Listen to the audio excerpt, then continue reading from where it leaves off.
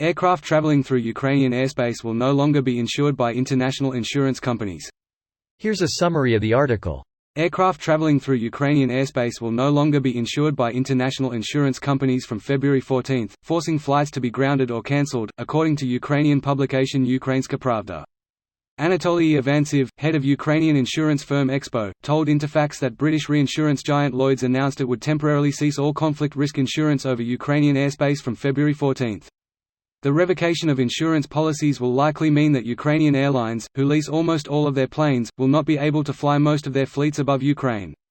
Dutch airline KLM cancelled all flights to Kyiv on February 12, while on the same day Ukrainian carrier SkyUp was forced to divert a flight to Moldova as the leasing company which owned the plane refused to let it enter Ukrainian airspace.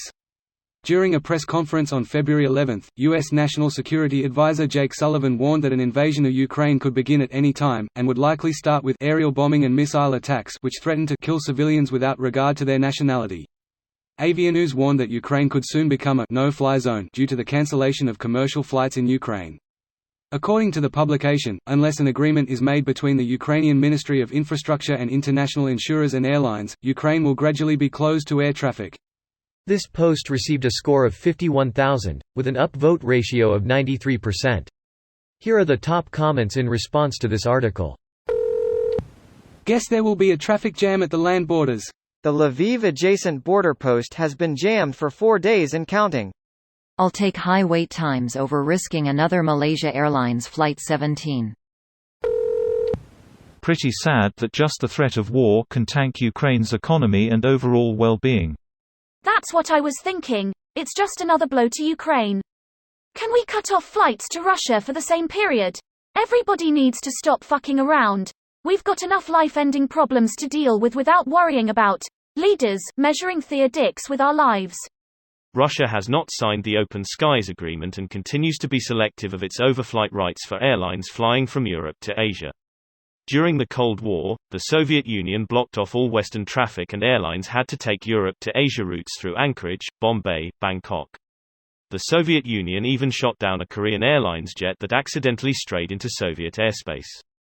It's not impossible, but airlines would be taking hits.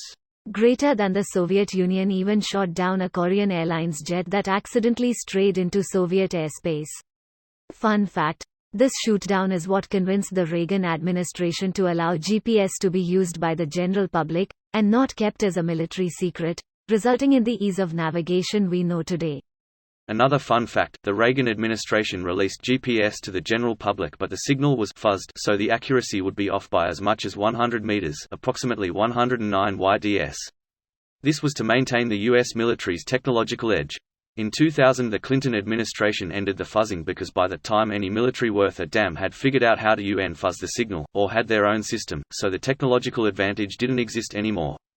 With the signal fuzz GPS equipment was now accurate down to about a meter depending on signal strength, how many satellites your receiver can see, etc. That's interesting, I didn't know that was a thing. Doesn't China do a similar thing, and that's why some coordinates place you inside random buildings or many blocks away from the actual location you searched? AFAIK no GNSS has limitations on accuracy. What I do know is for GPS at least, there's an altitude limitation, so no hostile country like North Korea can use it for missile guidance. A lot of phones use multiple GNSS for greater accuracy. However, my Garmin InReachSat Messenger only locks onto GPS and is a lot slower, I think, because of it. There's also a speed limiter built in for the same reason. Once you go above a certain speed, the GPS will not work. This video was automatically created by Reddit to speech.